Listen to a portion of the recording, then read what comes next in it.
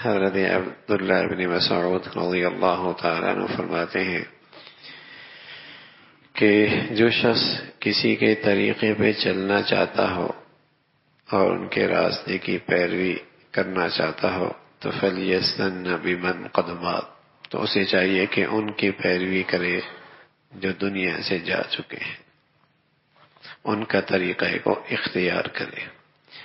فَإِنَّ الْحَيَّ لَا تُؤْمَنُ عَلَيْهِ الْفِتْنَةُ، اس لیے کہ جو زندہ ہے فتنے کا دور ہے تو ان پر فتنے کے اثرات سے انہیں امن کوئی نہیں۔ اور وہ کون لوگ ہیں جو پیروی کے قابل ہیں اور جو دنیا سے جا چکے ہیں؟ فرمایا اولئک اصحاب محمد صلی اللہ علیہ وسلم، حضور علیہ الصلوۃ والسلام کے پیارے ساتھی، پیارے صحابہ ہیں۔ کانوا افضل هذه الامہ، جو اس پوری امت میں سب سے افضل تھے۔ کانوا افضل هذه الامہ، اور ان کی شان یہ تھی ابرہا قلوبا، دل کے بہت نیک تھے۔ ابرہا قلوبا، دل کے بہت نیک تھے۔ وَأَعْمَقَ علما، اور علم میں بہت گہرائی تھی، ان کے علم میں بہت گہرائی تھی۔ اقلھا تکلفا، اور زندگی تکلفات سے خالی تھی۔ دل کے بہت نیک تھے، علم میں بہت گہرے تھے، اور تکلفات نہیں تھے، بناوٹی مصنوعی زندگی نہیں تھی، سیدھے سادی زندگی تھی، تکلفات سے خالی تھے۔ یہ اللہ کے نیک بندوں کے تین خاص خوبیوں کا تذکرہ ہے، تین خاص نیک، دل کے بڑے صاف، دل کے بڑے صاف، اور علوم نبوت سے بہت گہرا تعلق، اور عام انسانوں کی طرح عام سی زندگی، تکلفات کوئی نہیں، سیدھی سادی زندگی۔ اختارہم اللہ لصحبت نبی، فرمایا اللہ نے انہیں اپنے نبی کی صحبت کے لیے چن لیا۔ ایک موقع پہ عبداللہ ابن مسعود فرمانے لگے اللہ نے ساری دنیا پہ نظر ڈالی اور پھر چناؤ کیا، جو صاف طبیعتیں سلیم الفطرت کے اعلیٰ معیار پہ نظر آئیں انہیں چن کر اپنی نبی کے صحبت میں بٹھا دیا، اور آج امت نے صحابی رسول، اصحاب رسول کہتی، اصحاب رسول۔ ساری دنیا کا چناؤ ہے اللہ کی طرف سے۔ ولی تو آدمی بن سکتا ہے، لیکن صحبت ربی اور صحابی یہ اب نہیں بن سکتا، یہ اب نہیں بن سکتا۔ یہ اللہ کی طرف سے چناؤ تھا جو ان حضرات کو نصیب ہوا۔ ولی تو آدمی بن سکتا ہے، ولی ابھی بن سکتی ہے، یہ راستہ کھلا ہے، لیکن صحابی رسول، ساری امت کے اولیاء اکٹھے ہو جائیں ایک صحابی کے درجے تک نہیں پہنچ سکتے۔ بد نصیب لوگوں نے حضرت معاویہ رضی اللہ عنہ کے شان میں بڑی گستاخیاں، بڑی بے ادبیاں پھیلا رکھی ہیں۔ کسی نے حضرت سفیان ثوری سے پوچھا رحمۃ اللہ علیہ سے کہ عبداللہ ابن عمر ابن عبدالعزیز، جو صحابہ کے بعد کے دور کا ایک ایسا دور گزرا ہے جو عدل و انصاف اور کے لحاظ سے کہتے ہیں کہ عمر ثانی کا دور ہے، ایسے عدل و انصاف کا دور تھا حضرت عمر ابن عبدالعزیز کا۔ تو کسی نے سفیان ثوری سے پوچھا کہ عمر ابن عبدالعزیز میں اور حضرت معاویہ رضی اللہ تعالیٰ عنہ میں، ان دونوں میں کون افضل ہے؟ ایک تابعی ہے، ایک صحابی ہے۔ حضرت سفیان ثوری فرمانے لگے کہ حضرت معاویہ رضی اللہ تعالیٰ عنہ نے جو اللہ کے نبی کے ساتھ شریک اور جہاد کیا، اور جس گھوڑے پہ سوار تھے اس گھوڑے کے نتھنے میں، ناک میں جو مٹی پڑی ہے، عمر ابن عبدالعزیز اس مٹی کا بھی مقابلہ نہیں کر سکتے۔ صحابی تو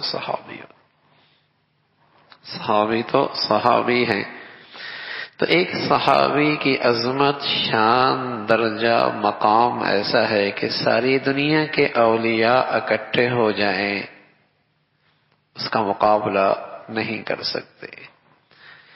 تو حضرت عبداللہ ابن مسعود رضی اللہ تعالیٰ فرمانے لگے کہ اختارہم اللہ لصحبت نبی، اللہ نے انہیں اپنی نبی کی صحبت کے لیے چن لیا، وَلِإِقَامَةِ دِینِهِ، اور اپنی دین کی حفاظت کے لیے انہیں اللہ نے پسند فرما لیا۔ سبحان اللہ۔ جب دنیا میں دین پہ چلنا، اپنی زندگی کا خطرہ مول لینا تھا، ہر چیز خطرے میں، جان، عزت، آبرو، اپنے بیگانے خون کے پیاسے ہو جاتے تھے۔ جس جماعت نے اس دین کو سنبھالا دیا اور جس جماعت کو اللہ نے اس سعادت کے لیے چنا، وہ اصحاب رسول صلی اللہ علیہ وسلم کی مبارک جماعت ہے۔ یعنی دین کو اس دور میں اختیار کرنے کا مطلب یہ ہے کہ اپنے آپ کو اپنی زندگی کی خطرے کے لیے پیش کرنا ہے۔ زندگی خطرے میں، بائیکاٹ تو چھوٹی بات تھی کہ گھر سے نکال دینا، خاندان سے نکال دینا، وطن سے نکال دینا، یہ تو ہر ایک کے ساتھ پیش آ ہی رہا تھا، ہر ایک کے ساتھ۔ حضرت مصعب بن عمیر رضی اللہ تعالیٰ عنہ نوجوان صحابی ہیں اور بڑی خوش پوشاک لباس پہنا کرتے تھے اور بڑی ہی خوشحالی کی زندگی اختیار کر رکھی تھی۔ ان کی والدہ بہت مالدار خاتون تھی اور اس نے مکہ کے تاجروں سے یہ کہلا رکھا تھا کہ یمن سے شام سے، یمن میں سفر ہوا کرتے تھے تاجروں کے عام طور پہ گرمیوں سردیوں میں، اور شام میں سفر ہوا کرتے تھے عام طور پہ جسے کہیں کہ گرمیوں میں۔ تو کہا رکھا تھا کہ جو بھی بڑھیا چیز، لباس، جوتے، عطر وغیرہ لے کے آؤ تو پہلے میرے گھر آنا، تمہارے منہ بولے دام دوں گی، پہلے میری وہ چیز میرا بچہ استعمال کرے گا، پھر بازار میں فروخت کرنا۔ ایسے ناز و نعمت میں پلا ہوا نوجوان، اللہ اکبر، جس گلی سے حضرت مصعب گزر جاتے تھے تو بعد والا خوشبو سونگھ کر پہچان لیتا کہ یہاں سے مصعب گزرے ہیں، یہاں سے مصعب گزرے ہیں۔ ایسی زندگی، اللہ کی شان، اسلام قبول کیا، اور پھر اسلام کیا قبول کیا کہ پھر انہی ماں باپ نے اس نوجوان کے پاؤں میں بیڑیاں ڈال دی، بیڑیاں ڈال دی، لیکن اسلام کے لیے یہ سب برداشت کیا۔ ساری زندگی کی وہ خوشحالی، اسٹیٹس، ناز و نعمت کے سارے سلسلے قربان۔ پھر اس نوجوان کو یہ سعادت ملی کہ مدینہ منورہ کی فضا کو سازگار کرنے کے لیے اللہ نے جو سب سے پہلا معلم بھیجا، سب سے پہلا داعی بھیجا، سب سے پہلے استاد بھیجا، وہ حضرت مصعب بن عمیر رضی اللہ تعالیٰ عنہ کو بھیجا۔ خود اب تک نہیں گئے، بیت کی کچھ انصار سے، کچھ مدینہ والوں سے خود گئے نہیں، حضرت مصعب کو پہلے بھیجا، جاؤ تم وہاں فضا بناؤ، وہاں لوگوں کو قرآن سکھاؤ، قرآن پڑھاؤ۔ آپ پہلے چلے گئے تو سب سے پہلے مدینہ منورہ میں جو داعی بنے، جو معلم بنے، جو استاد بنے، وہ حضرت مصعب بن عمیر رضی اللہ تعالیٰ عنہ۔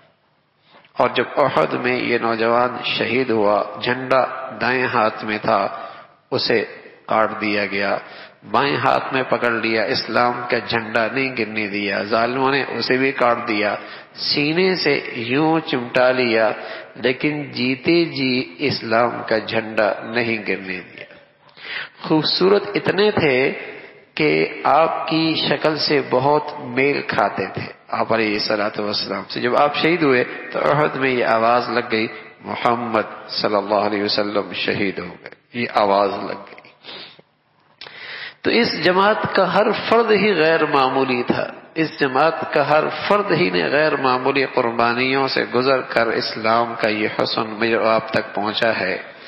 تو عبداللہ ابن مسعود فرمانے لگے رضی اللہ تعالیٰ عنہ، وَلِإِقَامَةِ دِینِهِ، اس جماعت کو اللہ نے اپنی دین کے لیے چن لیا۔ فَعَرِفُوا لَهُمْ فَضْلَهُمْ، تم ان کی فضیلت اور عظمت کو پہچانو، تم ان کی فضیلت اور عظمت کو پہچانو، واتبعوہم علی آثارہم، اور ان کے نقش قدم پہ چلو، اور ان کے نقش قدم پہ چلو۔ حضور علیہ الصلوۃ والسلام نے فرمایا میری امت میں 73 فرقے ہوں گے، اور فرمایا ایک گمراہ ہوگا۔ کہا یا رسول اللہ ان میں سے حق پر کون ہوگا؟ ان میں حق پہ کون ہوگا؟